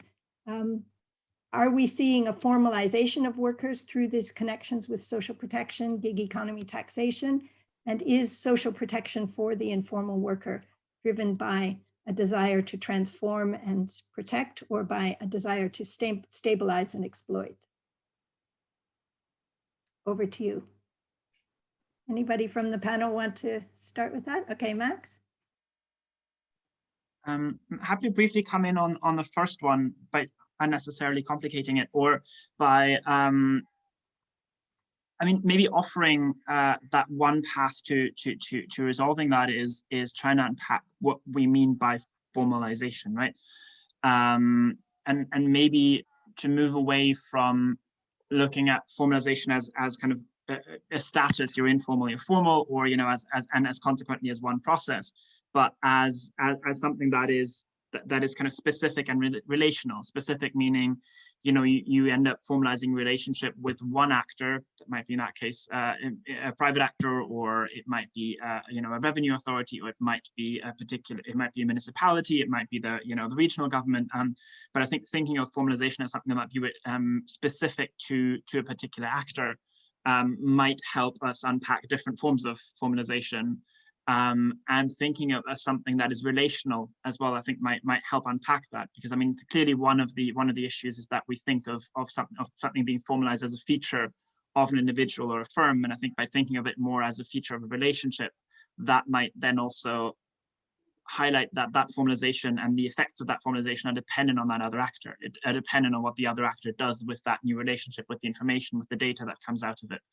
So maybe trying to think away from formalization as one process, but as formalization as a variety of different processes that are very dependent on the actor that you are formalizing with, might help us kind of either unnecessarily complicate or resolve that question a little bit, but I'll leave it at that. Okay, anybody else want to come in?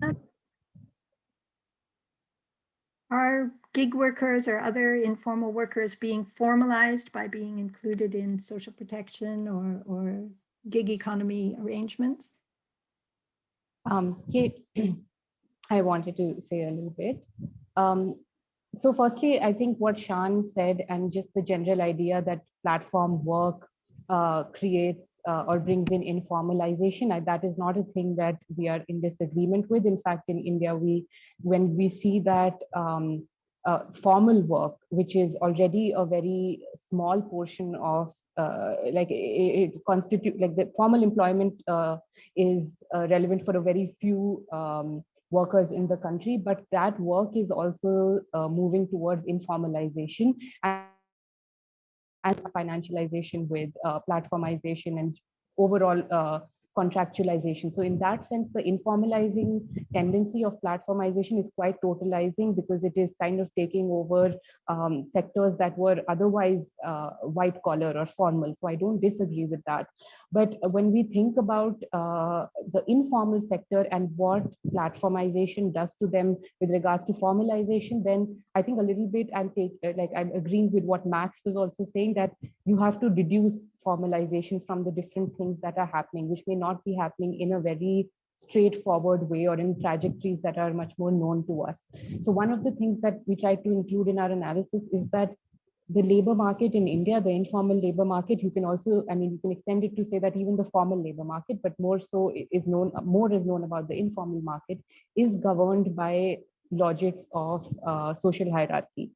Now, the point we try to make is that when you add a layer of intermediation by technology, no less, which is not to say that technology doesn't tend to reproduce or carry forward some inherent social inequalities, but even so, it potentially increases the separation between economy and society, and that in itself is a formalizing tendency. It is a democratizing tendency, which is bound to come with capitalism and its perennial gale of creative destruction. So you will see more and more disembeddedness from social relations, or ideally in theory you're supposed to see.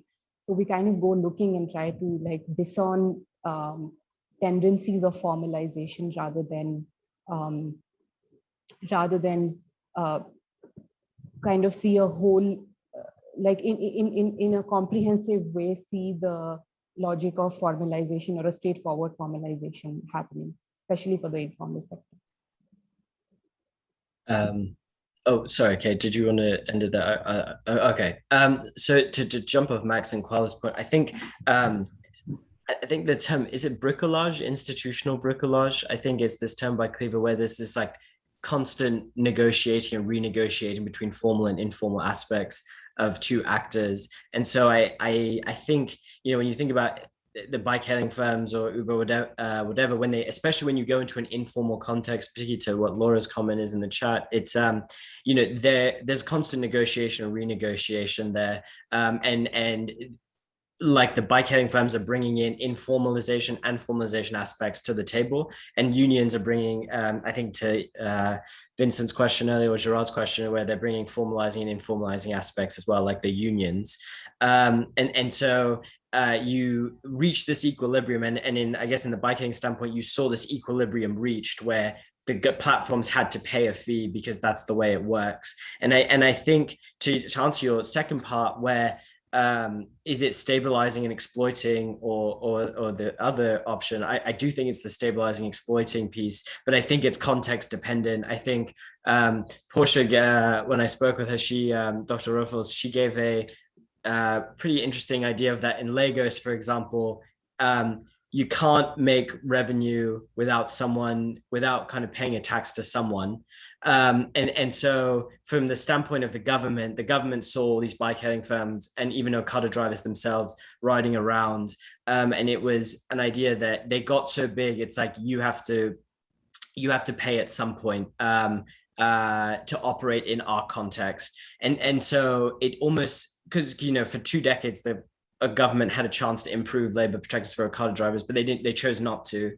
And then when the bike hailing firms came, it forced a decision. You either formalize this sector, or you add more regulation to it, or you get rid of it altogether. And they went with the latter. And I think it was to a point where they didn't reach a point where they were able to exploit it, or they didn't want to exploit it in the right way. But I think they would have if they could have, or in a different context. Okay, I think a lot of food for thought there, and certainly situating these tensions over formalization and informalization with digitization and financialization gives us a huge amount to think about when we think about what social protection and pressures for a new social contract are doing for the huge share of the population working in the informal economy, who are now much more visible under COVID. So thank you very much for a great deal of food for thought over these last 2 days. Thanks to all of our panelists today, and to our audience for joining us for this discussion and sticking with us for going over time, and apologies for going a bit over time. And I look forward to seeing you through some of the other panels, and to carrying on this discussion in a variety of other fora. Thanks very much to everyone.